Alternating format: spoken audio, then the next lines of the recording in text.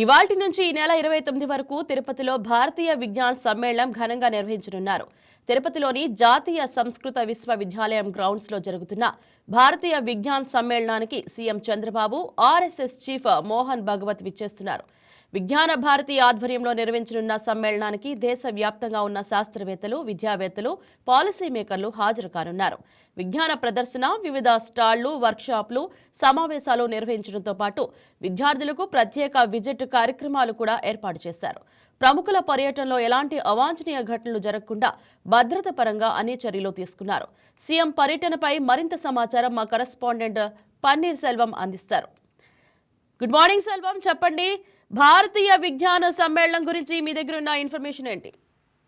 Right, సంబంధించి ఏదైనా చూసుకుంటే తిరుపతిలో నేడు తిరుపతి భారతీయ విజ్ఞాన సమ్మేళనం జాతీయ సంస్కృత విశ్వవిద్యాలయంలో కూడా జరగనుంది. నేటి నుండి 4 రోజుల పాటు ఈ కార్యక్రమం కూడా జరగనున్నట్లు మనకు తెలుస్తుంది. ఈ కార్యక్రమానికి ముఖ్య అతిథులుగా ఆర్ఎస్ఎస్ చీఫ్ మోహన్ భగవత్, కేంద్ర శాస్త్ర సాంకేతిక మంత్రి జితేందర్ సింగ్, అదేవిధంగా ఏపీ సీఎం చంద్రబాబు నాయుడు ముఖ్య అతిథులుగా కూడా పాల్గొని ఈ కార్యక్రమాన్ని కూడా లాంఛనంగా ప్రారంభించినట్లు మనకు ప్రధానంగా తెలుస్తుంది. దీనికి సంబంధించి చూసుకుంటే మాత్రం ముందు రోజే సంబంధించి కూడా ఆర్ఎస్ఎస్ చీఫ్ మోహన్ భగవత్, అదేవిధంగా కేంద్ర శాస్త్ర సాంకేతిక మంత్రి జితేందర్ సింగ్ ఇదివరకే చేరుకున్నారు. వీళ్ళకి సంబంధించి కూడా జిల్లా మంత్రులైనటువంటి అనగాని సత్యప్రసాద్, అదేవిధంగా వంగలపూడి అనిత కూడా సంబంధించి వీళ్ళకి స్వాగతం పలికి సంబంధించి కూడా ఇక్కడ అన్ని ఏర్పాట్లు కూడా చేసినటువంటి పరిస్థితి. దీనికి సంబంధించి ఇంకా ప్రధానంగా చూసుకుంటే నేడు సీఎం కూడా తిరుపతికి రానున్నారు. దీనికి సంబంధించి ఉదయం 9:35 అగ్రికల్చర్ యూనివర్సిటీ ఎలిఫ్యాడ్ కు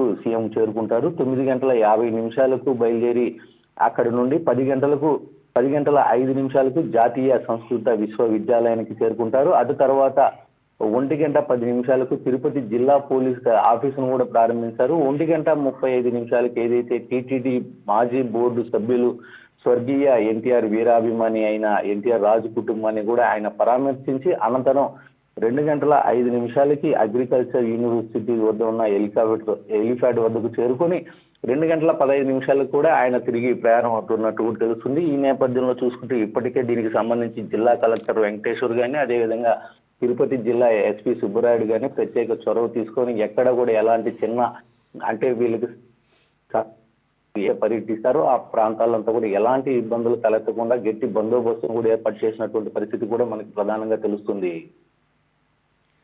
రైట్ సెల్వం, 3 రోజుల సమ్మేళనంలో ఎలాంటి అంశాల గురించి, అంటే ఏ అంశాల గురించి మాట్లాడే అవకాశం ఉంది?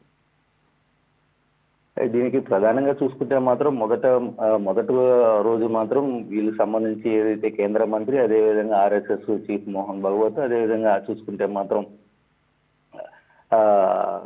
సీఎం కూడా ముఖ్య అతిథులుగా పాల్గొని మొదటి రోజు మాత్రం వీళ్ళు లాంఛనంగా ప్రారంభిస్తారు. లాస్ట్ రోజుకు మాత్రం డిప్యూటీ సీఎం పవన్ కళ్యాణ్ ముగింపు దశలో మాత్రం దీంట్లో పాల్గొన్నట్టు మనకి ప్రధానంగా తెలుస్తుంది. దీనికి సంబంధించి చూసుకుంటే మాత్రం ఒకసారి ప్రత్యేక కార్యక్రమాలను కూడా ఏర్పాటు చేసినట్టు కూడా మనకి ప్రధానంగా తెలుస్తుంది. దీనికి ప్రధానంగా చూసుకుంటే మాత్రం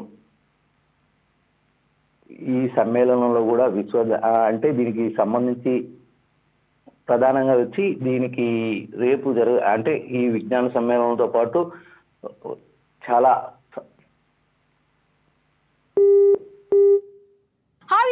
ఈ వీడియో మీకు నచ్చినట్లయితే లైక్ కొట్టి షేర్ చేసి వైకే టీవీని సబ్స్క్రైబ్ చేసుకోండి.